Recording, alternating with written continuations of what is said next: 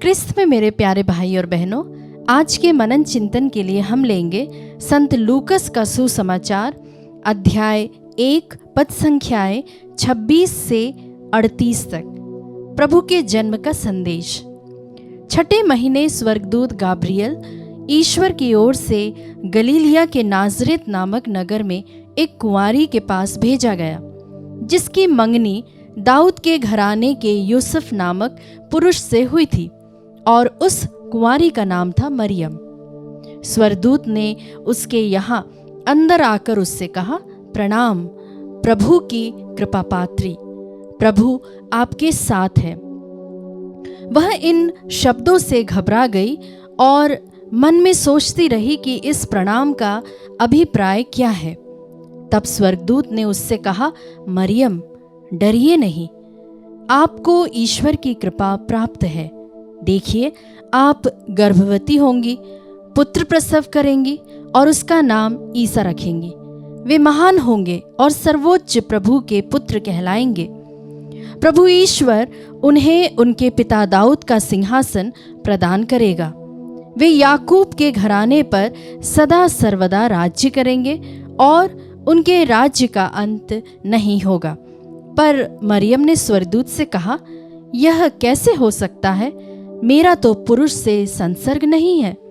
स्वर्गदूत ने उत्तर दिया, पवित्र आत्मा आप पर उतरेगा और सर्वोच्च प्रभु की शक्ति की छाया आप पर पड़ेगी। इसीलिए जो आपसे उत्पन्न होंगे वे पवित्र होंगे और ईश्वर के पुत्र कहलाएंगे। देखिए, बुढ़ापे में आपकी कुटुंबिनी एलिजाबेथ के भी पुत्र होने वाला है। अब उसका जो बांझ कहलाती थी, छठा महीना हो रहा है, क्योंकि ईश्वर के लिए कुछ भी असंभव नहीं है। मरियम ने कहा, देखिए, मैं प्रभु की दासी हूँ, आपका कथन मुझ में पूरा हो जाए। और स्वर्गदूत उसके पास से चला गया। क्रिस्त में मेरे प्यारे भाई और बहनों, हमने अभी अभी प्रभु यीशु का जन्म, उनके संदेश के बारे में हमने सुना। प्यारे विश्वासियों, हमने इस विवरण के बारे में कई बार इसे पढ़ा है। कई सारे फीस्ट आते हैं माँ मरियम के, कई सारे उत्सव आते, उस समय हमने उनके बारे में सुना है। इसलिए मैं इसमें से आपको निचोड़, जो हमारे जीवन में हम लागू कर सकते हैं, उसके बारे में कुछ कहना चाहती हूँ। माता मरियम के इस दृष्टांत से हम 3 चीज़ों पर विशेष रूप से ध्यान दे सकते हैं। पहला, हम कौन हैं? दूसरा, हम कहाँ हैं? और तीसरा, आज्ञाकारिता और पूर्ण समर्पण एक चीज पर पुरजोर मांग करती है, वो है ईश्वर किस तरह से असंभव को संभव बनाता है। हम इन तीनों बिंदुओं को मां मरियम के जीवन में पूर्ण होते हुए देख सकते हैं। प्रभु का वचन कहता है, संत योहन का पहला पत्र अध्याय 3 पद संख्या 2 में, प्यारे भाइयों, अब हम ईश्वर की संतान हैं, किंतु यह अभी तक प्रकट नहीं हुआ है कि हम क्या बनेंगे। हम इतना ही जानते हैं कि जब ईश्वर का पुत्र प्रकट होगा तो हम उसके सदृश बन जाएंगे, क्योंकि हम उसे वैसा ही देखेंगे जैसा कि वह वास्तव में है। प्यारे विश्वासियों, इन वचनों से हमें यह पता चलता है कि जब हम यह जान जाते हैं कि हम कौन हैं, मतलब हम ईश्वर की संतान हैं, तब हम कहाँ हैं यह भी हमें पता चल जाएगा। हम आगे क्या बनने वाले हैं, हमारे भविष्य में हम किस तरह से ईश्वर को प्रतिबिंब करेंगे, इसके बारे में हमें बताता है।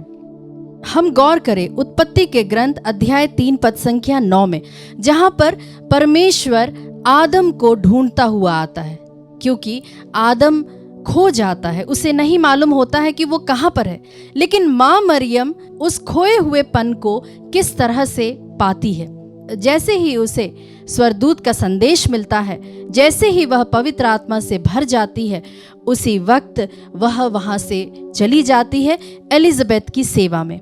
मतलब कि माँ मरियम जो नीडी है, जो जरूरतमंद है, उनकी सेवा सत्कार में लग जाती है।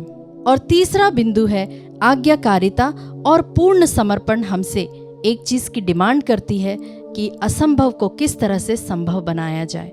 वह परमेश्वर पर पूर्ण रूप से अपने आप को समर्पित करते हुए जो असंभव है उस पर माँ मरियम विश्वास करती है। क्रिस्त में मेरे प्यारे भाई और बहनों, आज माता कलीसिया रोजरी का पर्व मनाती है। हम जानते हैं कई बार हमारे मन में हो सकता है प्रश्न होता होगा कि रोजरी करने से क्या फ़ायदा है। मैं आपको एक छोटा सा उदाहरण देना चाहती हूँ।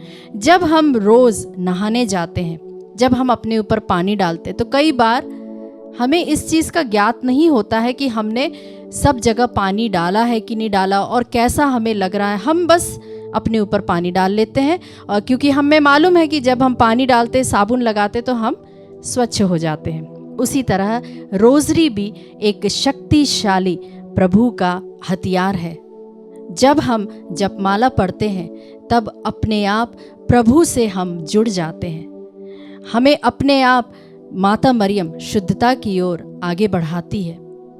प्यारे विश्वासियों, इस पर्व को संत पोप पायस पांचवें ने विजयी माता के पर्व के रूप में घोषित किया था। जी हाँ, क्रिस्त में मेरे प्यारे भाई और बहनों, आज जब हम माता मरियम के इस पर्व को मनाते हैं तो माँ मरियम से यह विशेष कृपा मांगे कि हम अपने आप को और गहराई से जान पाए। जब हम अपने आप को जानेंगे, हम परमेश्वर को भी जान पाएंगे।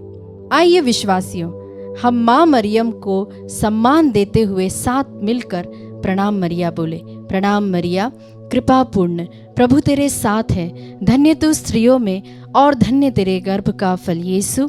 हे संत मरिया, ईश्वर की माँ, प्रार्थना कर हम पापियों के लिए अब और हमारे मरने के समय।